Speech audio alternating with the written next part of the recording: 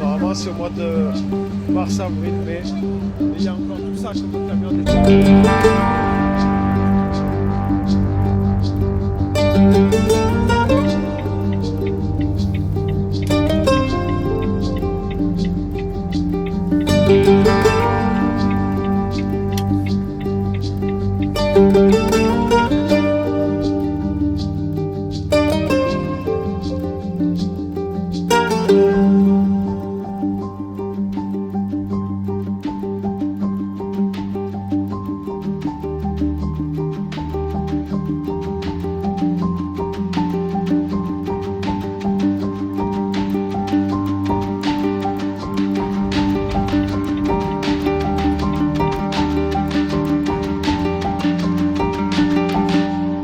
Слава богу, нас это не так сильно коснулось, отделались легким испугом, так сказать.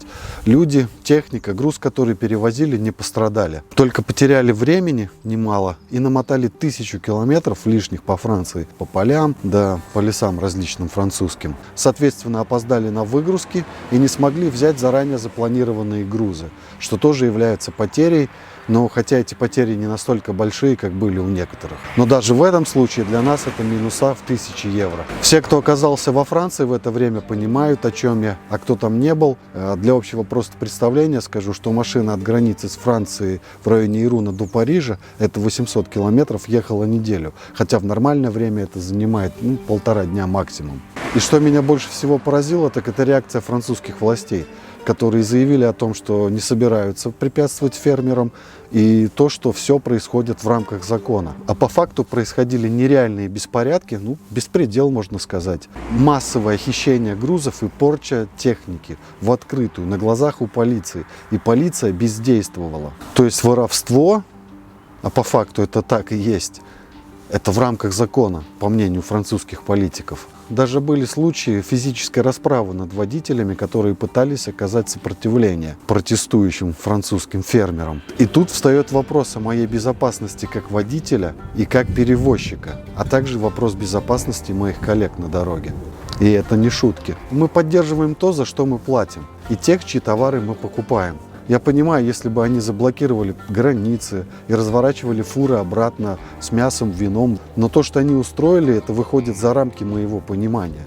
Это коснулось меня лично тоже. Я часто бываю во Франции, часто там захожу в магазины, чтобы закупиться продуктами в дорогу. Но и теперь я задумался, стоит ли мне покупать продукцию фермеров и виноделов французских или не стоит. Потому что поддерживать мне их совсем не хочется после этого.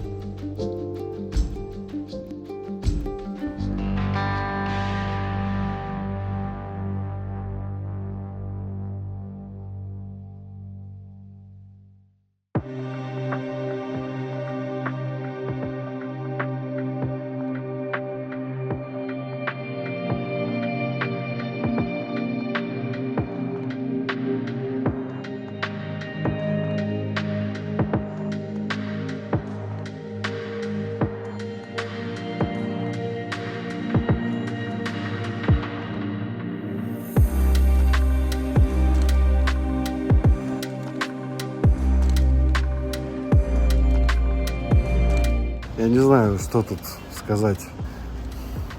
Когда сам не рад, то что подписался на эту тему. Ко мне приехал Тёма сегодня. Тёма сам живет в Антверпене. Да. И вот сейчас я... Тоже в ахере. Ну, как сказать, легкое подрагивание коленей.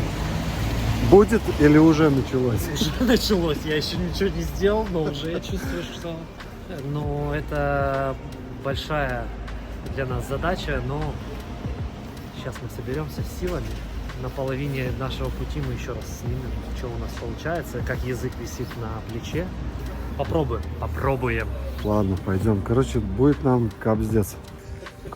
В смысле?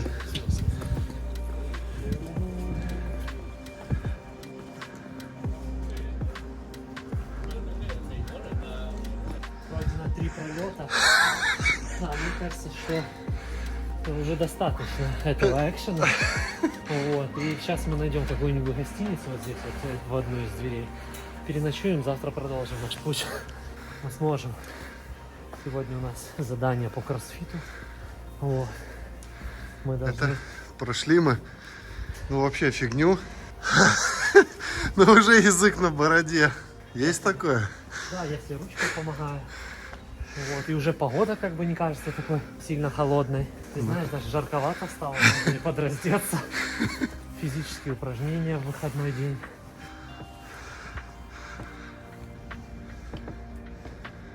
Ну что, у нас последний пролет. Да, рывок.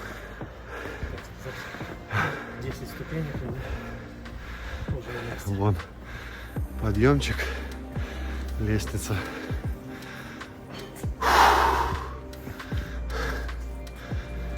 Это с пивом, прикинь.